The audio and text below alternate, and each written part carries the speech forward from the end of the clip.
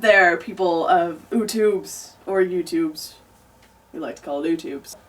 Hi, I'm Sarah. And I'm Adam. And welcome to the Utopia of Nerd News. Look, no cast, hand is all here, and I sound like a man. Right. This is actually why we're doing this like a day behind, is we were both feeling a little bit ill. Sarah maybe a little bit worse yesterday. Yeah. But, so we just decided to kind of push it back to today to see if we were feeling better. And we are feeling well enough, because we didn't want to miss out a week for you guys, especially such a big week. Yeah, there's definitely a post-Comic-Con week. Oh my gosh, yes. There's tons of news going on. Tons of news. So, because there's tons of news, we might as well just get started! So, let's get started with that video game news. And in the first bit of video game news, just a small thing for you Xbox Minecraft players. They have announced their second ever Borderlands skin pack to come out, I believe, this Tuesday, maybe Wednesday. It's one or the other. It's on the 31st, whichever that is. And it will feature Roland, Axton, Jack, Maya, and Salvador. So, I don't know, for me, that wouldn't interest me a ton because my favorite characters aren't in that group. And this is, again, the second one, as I mentioned. The original one, which you can find on there, has Mordecai, Lilith, Brick, and Claptrap, which is a way better one, if you ask me. Lilith. I don't know why there's no Zero, because that was my boy number 2, but there's not. You can pick it up for $2, though, so I mean, it's pretty cheap. Cheap, yeah. Right. Yeah. So that's just a thing for you Xbox Minecraft players. And maybe my favorite bit of news, at least in the gaming realm, something I was not expecting, something that's really cool, and I've done my best to keep this from Sarah, and I hope she didn't hear it elsewhere. It is a Final Fantasy VII miniseries being created by people who worked on movies like Kick-Ass and Harry Potter and some other big-named actual movies being put together, and this is like, they're all like huge fans of it. They've already got Square Enix North America and Europe to be kind of behind it, say like, yeah, that's a cool idea, go for it. They've got the music rights. This is a live action thing. It's not even animated. Oh my gosh, it's live action? Live action Final Fantasy VII. Oh and man, they gotta get this right. Get these actors right. Right now, they have a thing on Kickstarter asking for $400,000, which is a lot of money, but it's not actually a ton for a Kickstarter. At least for something like this, that's actually fairly cheap for recording, live action, building sets, all that kind of stuff. $400,000, I'm not exactly sure where they're at right now. They're saying 5 to 6 episodes per season and 15 minutes per episode. It's just really cool. If you watch it, we'll have the trailer up somewhere around here. It's just so cool. It's just so cool. Like, they're saying they want to have it, like, the first season ends somewhere around the reactors in Midgar at some point in there. They're kind of plotting out what point they want each season to be. It's I don't know. I just think it seems like really cool. Like, I want to watch it. There's some people who are upset because they don't want to see the live action version because they think it would ruin it or whatever. Oh, come on, people. But I think it's just people being picky. Like, I think it's really cool. Yeah, that is so cool. I mean, they could be like, oh, it's going to ruin it, but let's talk about that Final Fantasy movie, should we? Which one? I'm not talking about Advent Children. Spirits Within? Yeah. But yes, the trailer, very cool. It features Aerith inside of the chapel, and it kind of has her walking around, and it uses camera angles that they kind of used in the games, where they do like the only like the her mouth and right down, yeah. When she's like looking around at her flowers and stuff, and then she walks out, and you get to see like the guy who's playing Barrett and his ridiculous abs and his gun, just kind of walk by, and then like Tifa runs by, and you get to see like a glimpse of her face. And then she like goes back into the building, and she leans down to grab at something, and it's just Cloud's hand with the Buster Sword right here, and then he grabs the hilt, and that's the end. It's so cool. Oh, I'm so excited for it. And in slightly less exciting news, Eidos Montreal's head and founder, Stefan de Ostros, something like that, has left the company due to the recent changes at Square Enix, and saying that the people at the top aren't communicating well and just kind of bad stuff. So, I mean, that's kind of bad because they were making some really solid games. In fact, probably some of the better games that Square Enix was publishing.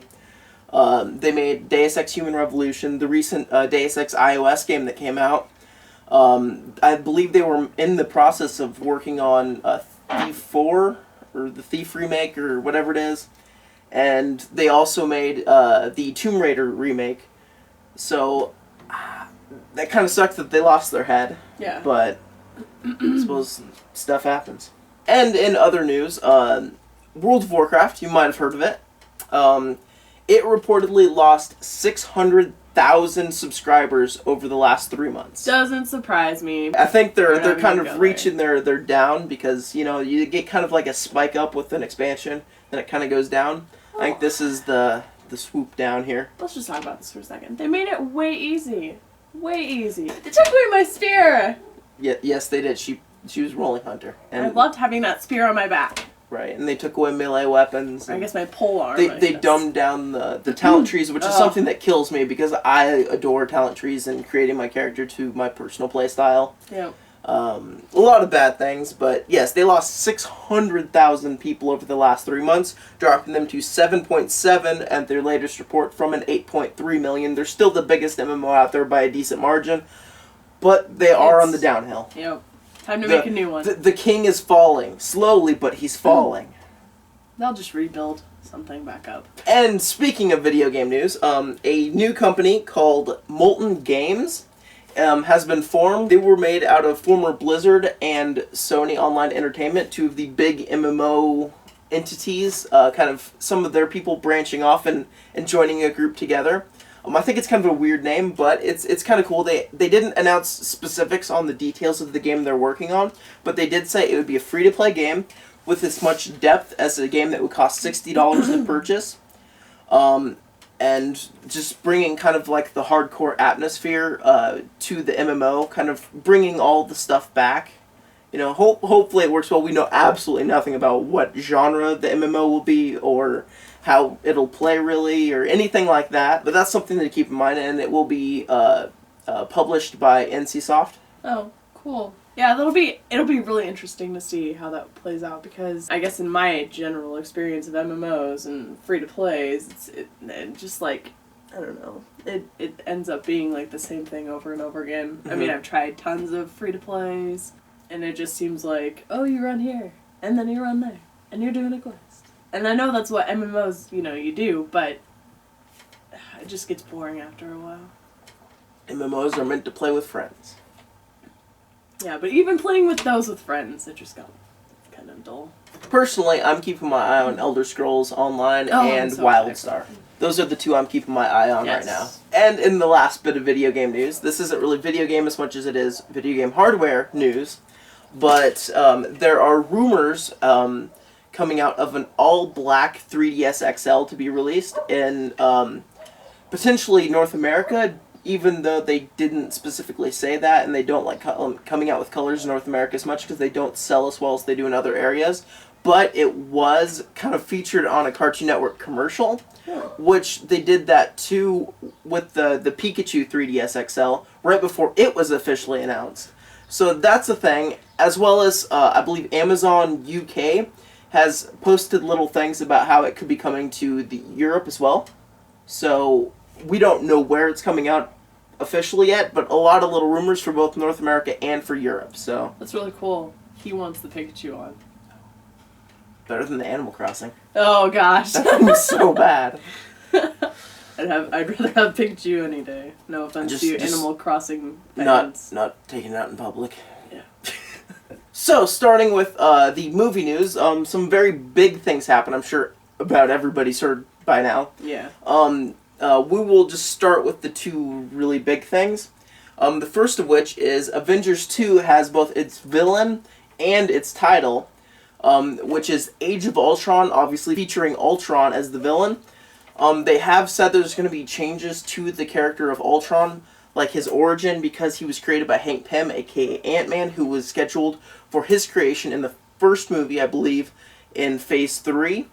So a lot of people have speculated that he's going to be created by Tony Stark, Iron Man, since he's kind of the guy. And I guess during the trailer, obviously we haven't seen the trailer because we weren't at Comic-Con, but I guess it seemed like it was like an Iron Man thing. So I guess they're changing it, which would also make sense on why Joss Whedon was like, we have to have Robert Downey Jr. back because I won't do this without him, which would make sense because he had an idea of what he wanted to do for this already. So that would kind of make sense on why they had to have him back. Yeah. Any thoughts? I don't know. I mean, I guess even though you don't introduce a character, I still think they could have done it with Hank Pym being it. But I guess the better option would have been to go with Tony Stark, Iron Man, because he is definitely the scientist. Right, I mean, you can't have Thor build him. Well, no. Thor, no. I think they still could have gone with, like, Hank Pym and just, like, got the actor to play him. Just had him in a tiny bit of the movie where he creates it, and then him just being gone until the next one where he becomes Ant-Man. Could have done something like that, but obviously this is Joss Whedon's, like, he's been thinking about this, so, I mean, he has it all thought out. Oh, yeah. And he's one of the few people I have full faith in to not screw something up. So, we'll see. And in the other side of the comic book movie news, in the DC realm, they announced the kind of sequel for Man of Steel. Some people are calling it Man of Steel 2, but I don't really see it as that. I see it as Batman versus Superman, because it features Batman versus Superman. And, I mean, what are your thoughts on this? I am not excited for this movie at all. Like, I hear people around that are like, I'm so excited for this Batman Superman movie. I'm so excited. I'm like, I am not excited at all because it's just one more movie for them to screw up. Come on. Come on. Do you really need this movie before you do, like, the Justice League? Come on, you could have done, like, Wonder Woman. Well, to that angle, they did say that this is going to be kind of the thing to help open up the whole DC world. And they're going to use it for that angle. And there are rumors of Flash in 2016 and then Justice League in 2017 to their defense there. My two big things that I don't like is, first off, Zack Snyder's directing it. Yep, and one. He didn't have the ability to really delve into the Clark Kent character. So what's he going to do with Bruce Wayne and Batman, who's probably more of a complex character, let alone splitting it between the two? I don't know. And the other one, and maybe even more so, is as a fan of Superman, I wanted a real Superman story. I wanted one with Clark Kent. I wanted one with the Daily Planet. I want one with all that kind of stuff that hits the other side of Superman. Because this movie, this Man of Steel movie, was like 98% Superman, 2% Clark Kent.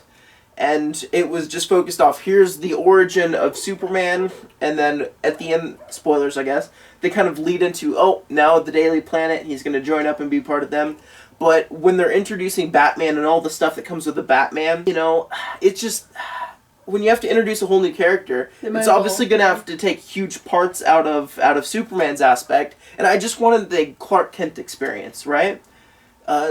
Because we're going to have a villain at some point. They'll probably fight each other, and then they'll be like, we should team up and fight this person, Brainiac, let's just say. So let's fight Brainiac together. And I don't know, it just, I feel like there's either going to be too much emphasis on Batman and not enough on Superman, and maybe the potential villain that they have to fight against. Or they'll focus too much on Superman, have enough to really set up Batman, and not have enough for the villain. Or there'll be too much villain and not enough Batman and Superman, which is my least worry, because they're basically selling this as Batman and Superman. So I think they're going to squeeze in a little villain at the end, but it's not going to be... I just don't think it's going to be that great. No, I don't think so either. I mean, I can understand why they wouldn't want to do a full-fledged, like, just Batman movie, because obviously, you know... Christopher Nolan's movies came out and they were a huge hit with everyone, and they're like, oh, we don't want to, you know, come out after that. But yeah, like, I just don't see it working. Because to me, it just seems like they're throwing this out there because they're getting their butts kicked by Marvel right now. But think of it this way: Marvel, to set up the Avengers, they had Incredible Hulk, 2 Iron Man movies, Thor, and Captain America. That's 5 movies before the Avengers to set it all up, to set up the world and everything in it, and you felt like you were already a part of it when the Avengers movie came. Yeah. This, to me, it feels like they're just trying to shovel all this in to make a quick buck, and they aren't focusing on making a great story arc. They're focusing on crazy action scenes, and Batman isn't that. Batman's a sophisticated, intelligent guy. He's not a guy who's just pulling out batarangs, taking people out. Like, he does that, but he outsmarts people. He's an outwitting kind of guy, you know? Right, he's that detective guy. Right. And, you know, we love characters in the DC world. So don't get us wrong, we're not bashing on them or anything. I just wish they could get their due. Yeah, we really just want great movies. Like, just take your time. Take your time. You don't have to beat Marvel. There are tons of people who love Marvel and DC. Right. Just take your time. And Yeah, you're really screwing it up right now. Yeah, I suppose this is better than them saying they wanted Justice League by 2015. I guess. It's better than that. I guess, but it's Batman Superman thing. Yeah, we don't even know who Batman is. Just to speculate, who would you like to see as Batman? Oh gosh. Who? Let's get Adam West back in this. Oh, I like it. We can have the pow and the bang, and he can beat up Henry Cavill. Yes. Just with the giant pow. Or like kicks him right in the nuts. He's just like bam and just drops him.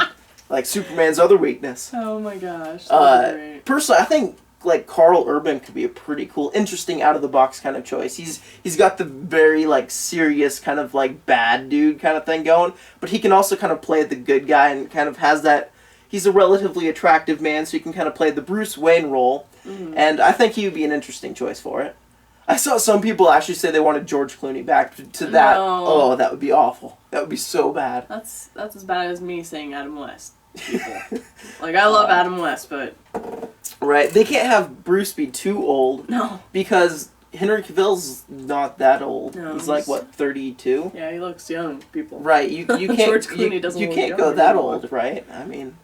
And to the people who are, we have to have Christopher Nolan's Batman attached to this in some way possible. Oh. No, Christopher Nolan said, no, I don't want this part of it. In fact, he was threatening to pull out Man of Steel to even be any kind of attachment to the Justice League thing, if they tried that kind of stuff.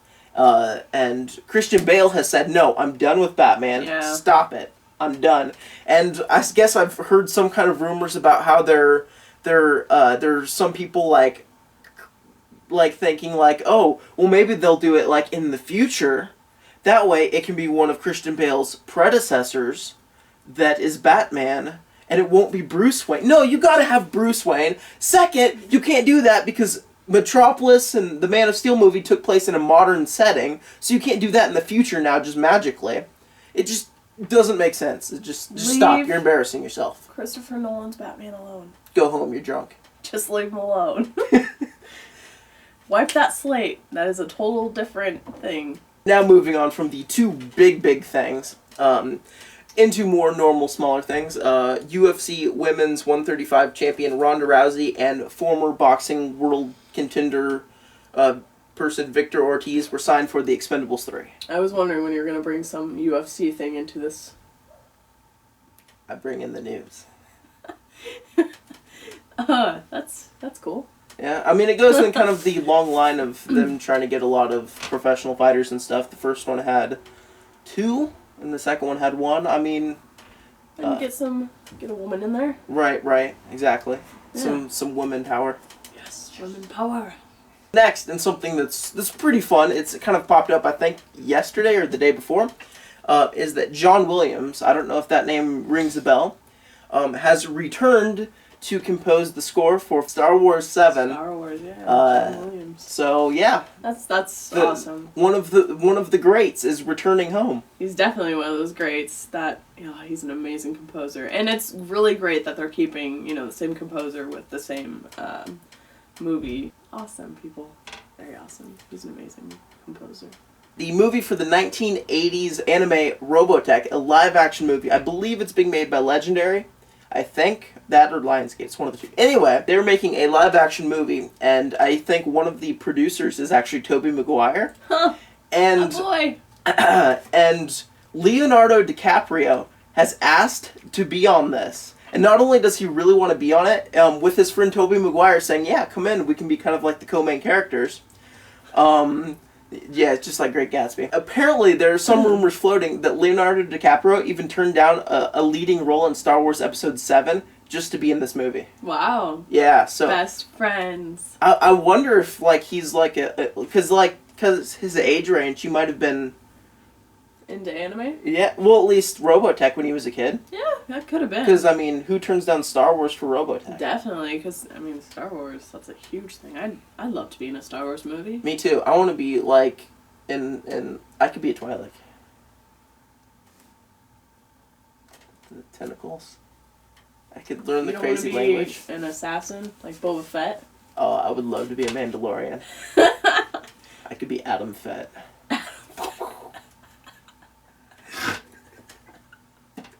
And then they're gonna create all these little tiny Adam Fetts, because they're cloning you. So have all these little boys that are Adam Fetts. Played by Peter Dinklage. James McAvoy has actually signed on to be Dr. Frankenstein in the upcoming Frankenstein movie, the remake. So, yes. And if you didn't know, his Igor is actually going to be Daniel Radcliffe. So I don't know if he's going to have a hunchback, but that'd be pretty fun to see Daniel Radcliffe with a hunchback. I could see it. So look for the dynamic duo. He's definitely staying in that fantasy franchise, isn't he? Little people. Did you know he's shorter than Tom Cruise? Really? Daniel Radcliffe's 5'5". Wow, he's shorter than me. Yeah, he's a little person. Well, almost. He's pretty little though for a boy, I guess. For a guy, I shouldn't say boy. James McAvoy's 5'7". Hey, he's my height. And he's Professor X. Yeah. I was like, that sounds familiar. Yeah, Professor X. Narnia. Speaking of Star Wars, we've had a few little Star Wars things today. One I'm kind of not too excited for is they seem to be after their two lead characters, or at least the actors. We don't know exactly the extent of the role, but I would assume they're lead characters since these are like the first people they're going after, at least for the original characters, which are Zac Efron and Ryan Gosling. I can see Ryan Gosling. Yes, I love Ryan He's Gosling. a good actor. Yes, he is. But Zac Efron. And not just Zac Efron, but the rumored role he might be given is Luke Skywalker's son.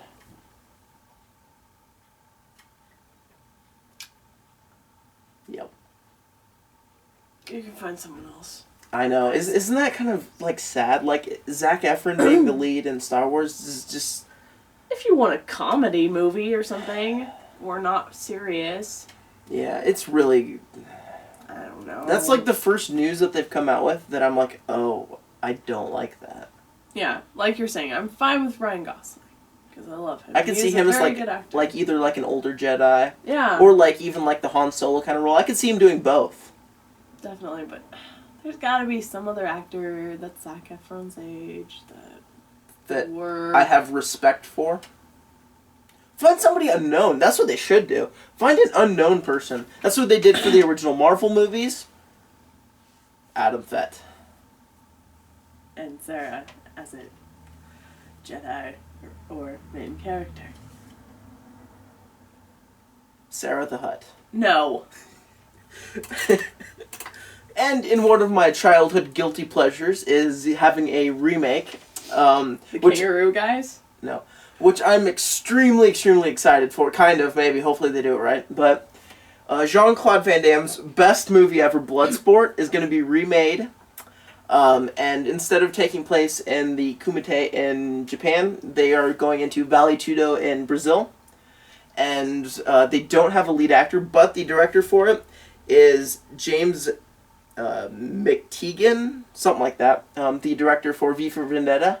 So... I hope they don't mess it up, because that is one of my childhood movies that I loved. It's Guilty Pleasure. It's such a fun movie. Never even heard of it. Really? You never heard of Bloodsport? Never. Wow. But when you said Jean-Claude Van Damme... This is the movie that made him. I just think of the movie voice guy, Jean-Claude Van Damme. No, I've never seen it, though.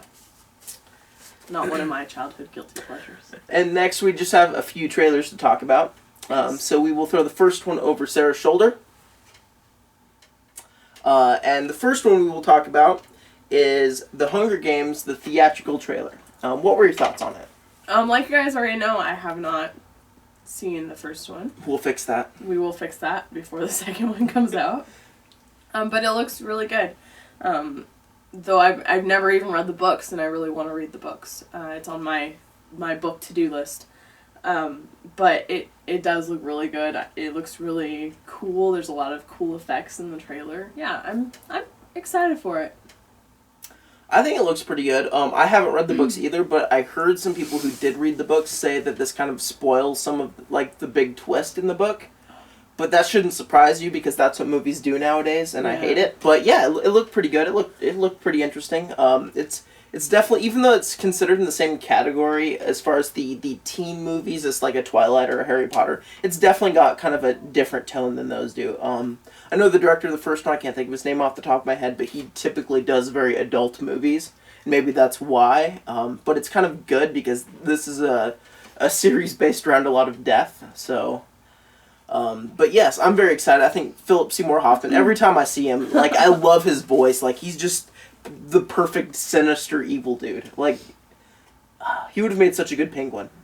Yeah, he would have. And he still could be. And Jennifer Lawrence, I think she looks pretty good as the main character still. In fact, I think she looks a bit more aged up from the first one, which is, I don't know how much time is supposed to take place in between them, but she does look a little bit older, which I'm fine with, because it looks better. That's what happened in Harry Potter. I mean, like, I'm pretty sure it was movie 2 to movie 3 is when he had the voice change. So... And this one over my shoulder, right by this window, this fancy window, will be the movie trailer for The Consular. Now, we had the kind of teaser trailer for it. It was just a 29-second one, but this is the first official trailer. This one's just, I believe, 1 minute and 9 seconds. Yep. So it's not too long, but what were your thoughts? I'm not excited for it. Man, that's just because you don't like good dramas. Like, this thing looks so cool. It's got Ridley Scott on it. Cameron Diaz with cheetah tattoos on her back. It does. It has Penelope Cruz, Javier Bardem, Brad Pitt, Michael Fassbender. It's got a ton of actors that you would know, but it's not like Cameron Diaz isn't acting like she does in a lot of her movies. It's not like Bad Teacher and stuff. She seems to be in... This is an adult movie. Oh yeah, well, it's definitely an adult movie. Like, you can see the trailer. No, I don't know. I'm just not excited for it. Oh man, I am. I think he's so excited though. I am. I think Michael Fassbender looks awesome. I think Javier Bardem looks awesome. You really don't get to see very much of Brad Pitt. They just kind of flash his face for a second. Yeah, there's Brad Pitt. I think it looks pretty cool though. I'm really excited for it. I had a lot of Oscar type hopes for it. And the last one we're gonna have, which will be sitting in between our shoulders, is for the movie Single Shot. This is the first official trailer for it. What were your thoughts on that one? I'm not excited for that one either. Yeah, me neither. It's just...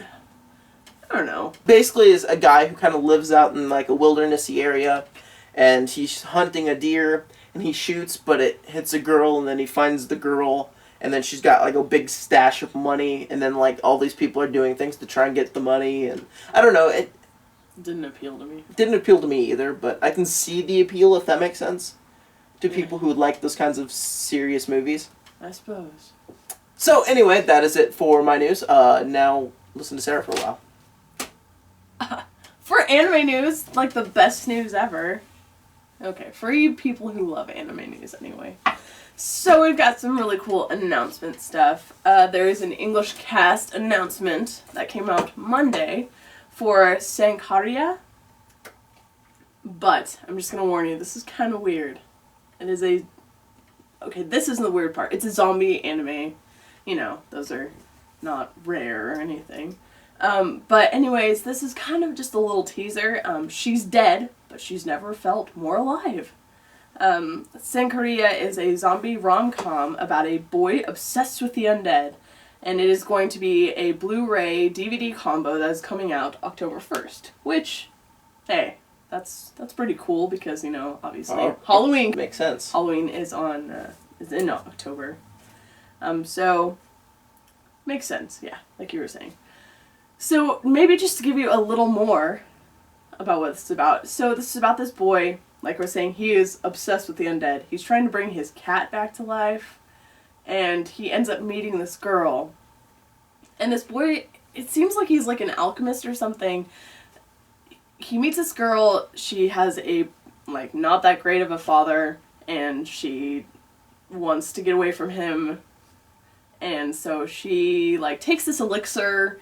and she ends up falling off a cliff, and instead of dying, she becomes a zombie. And then he's like, ooh, zombie girlfriend? Yeah. It's kind of weird. Right, and as far as the trailer goes... The trailer will be somewhere. Somewhere. It'll be like, right. It'll be on Iron Man. It'll be on Iron Man. So click Iron Man for the trailer, which we will go into now. As far as my thoughts on the trailer, made by the group that did Fruits Basket, and even though she hates zombies to such a passion, if it says zombie, she hates it. And I kind of not really agree to that, but as much as they're getting really old really fast. I don't hate the word zombie. Every time you see zombie, you go, ugh. No, see, I grew up watching the funny zombie movies with the guy with the chainsaw. Bruce Campbell. Yes, Bruce Campbell. I grew up with him and, his chainsaw and killing zombies that way, and I'm not into the whole romantic zombie movies or... Yeah, this is kind of like the anime version of Warm Bodies, except in reverse, where the boy's the human. Yeah. It looks like it has some... Potential? No, I was going to say like some yeah, no potential. It's got some kind of like light-hearted atmosphere to kind of a dark comedy. That's kind of like what I would say, what I saw from it. It looked interesting. Like, if you're into romantic anime and you like the kind of, I don't know if horror is the right word, but kind of the vampire, zombie, etc. category. The creatures, maybe? I don't know. If that's kind of a thing you're interested in, I would definitely say watch it, because it didn't look bad for what it was. No, it's just something she's really not interested in, and I'm particularly, one, a little bit tired of zombies, because everything's zombie right now, and two, I'm just not a huge fan of stories based on romance as the main focal point. I like it when it's a side thing, but not the main thing. I'm just a guy, I guess, but you're just a guy. So I don't know if it's something I would go out of my way to purchase, but it, for what it was, I could see its merits and why somebody would enjoy it. Yeah, definitely. If you're definitely a zombie lover or a romantic zombie lover, or, well, don't be a romantic zombie lover, but that's called necrophilia. If you're into zombies and romance and animes, then this is definitely the anime for you. Or if you are into necrophilia and you like anime, then this will probably be one perfect for you. There you go. Anyway, moving on from that. Let's talk about Amazon for a little bit. The online retailer Amazon is... Never heard of it. ...listing the North American DVD releases of Saint Seiya or Saya Sanctuary Classic Complete Edited Collection, as well as Zatch Bell Collection, and Yu-Gi-Oh! Classic Season 2 by New Video Group. They are slated to come out November 5th, while the Yu-Gi-Oh! Classic will come out September 10th. So those are really cool if you are, love those animes and you are like, I've got to get them. Amazon is the place to go. The MVD Entertainment Group lists Saint Seiya and Zatch Bell with 12 discs each for $100, $100 US dollars. Actually, it's like $99.95, but I'm just rounding up. And then Yu-Gi-Oh! Season 2 is listed for $44.95 US dollars. Or you can buy them in 2 volumes for $24.95. Anime is definitely one of those things that if you are very passionate about, you are willing to buy it. But for us that don't get a lot of money, or don't have a lot of money, I guess, it's a little harder. Right. But I'll save up for video games, because that's a ton of money. $100 for a show, and it's like, I can buy Game of Thrones cheaper than that. That's $40, and that's Game of Thrones, like a complete season of that. It's crazy how much anime is compared to TV shows, even premium TV. Well, even a lot of animes you can pick up say Okami-san for $30, $40? Mm-hmm. See, I mean that's the complete series. It's not even $100. That's nuts. I know. So I'm not sure if that's what the Amazon price is going to be for them. It's just saying that the entertainment group lists them at those prices, so it could be different for Amazon. You never know the difference between what they're actually going to do as compared to a list price. But let's move on From there overpriced anime. to Studio Ghibli. Alright, so Studio Ghibli's official international Twitter account revealed on July 20th that it is working on Mononoke Blu-ray subtitles. So, and that Princess Mononoke has never been released on Blu-ray, so they're working on it right now. That right there, it's a movie, and it's worth more than Zatch Bell the complete series. Studio Ghibli and Miyazaki's 1997 anime film Princess Mononoke has been released in Japan and North America on DVD, but no Blu-ray disc release has been announced since then, like we were saying. And Walt Disney Studios Japan announced earlier this month that Studio Ghibli and Takahata's Pompoko anime film will ship on Blu-ray disc in Japan on November 6th. With subtitles in Japanese, English, French, German, Korean, Cantonese, and Mandarin. So that's awesome that they're expanding. I mean, and Studio Ghibli films that have been released on Blu-ray disc in North America include Ponyo, Nausicaa of the Valley of the Wind, and Laputa, Castle in the Sky. So, awesome. I love hearing about, anime movies getting different, that's cool that they're doing subtitles for Princess Mononoke in Blu-ray and stuff. So, talked about this before. We talked about Otakon, which takes place in Baltimore. You may not remember. Try to think. I'll jog your memory. I'll jog your memory. So the Baltimore Anime Convention in Otakon was announced on Wednesday that it will screen Evangelion 3.0. You can not redo. And the live-action Rurouni Kenshin, bringing back memories now. Yes. Movie at its August 9th through the 11th event. Both films will be screened with subtitles. Now, we talked about the Rurouni Kenshin live action movie coming out, and we had so many questions. Well, now they're being kind of answered. Are they coming here? I'll get to that.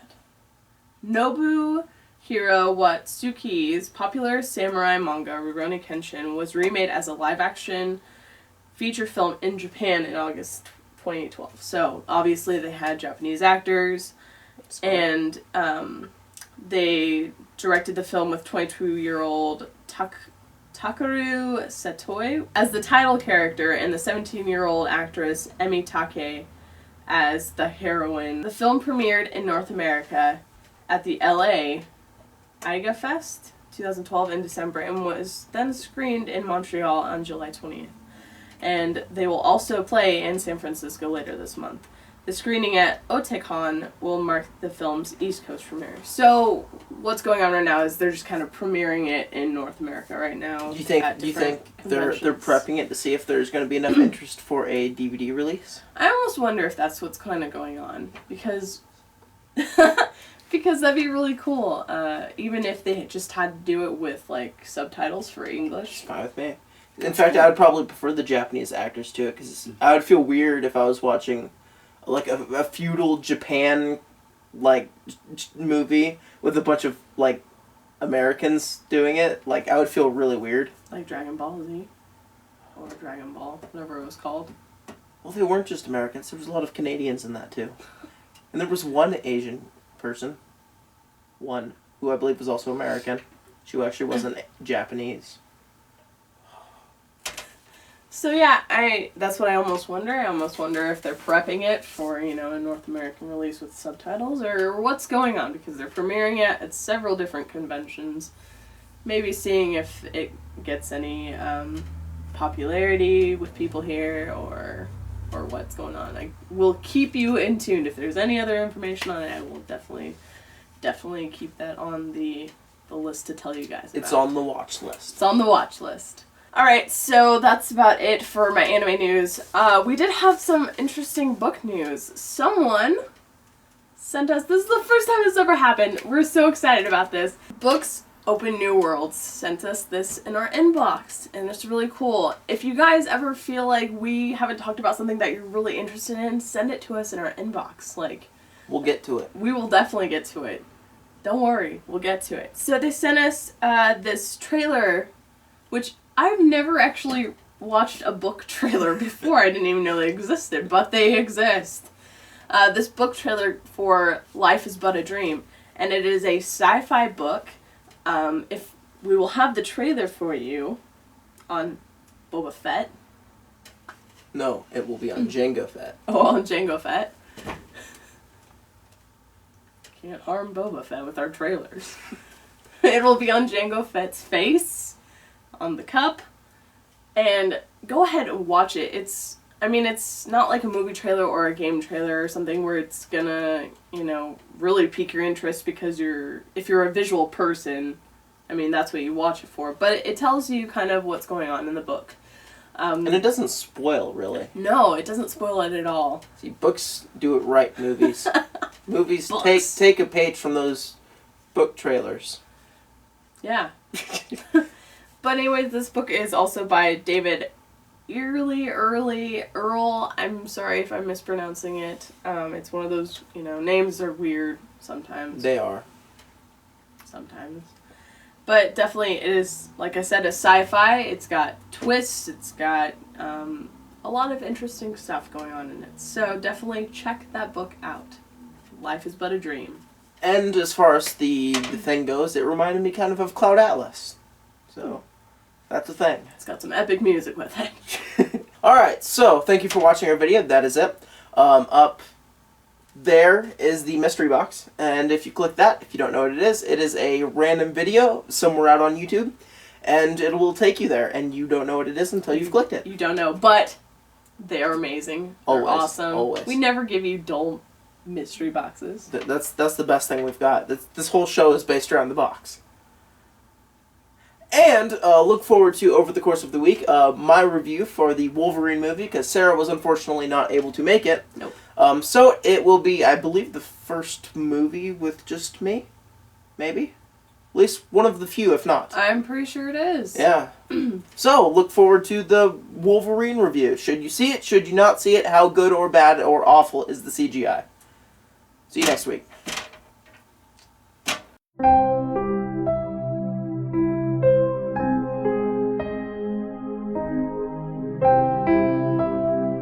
I could be Adam Fett.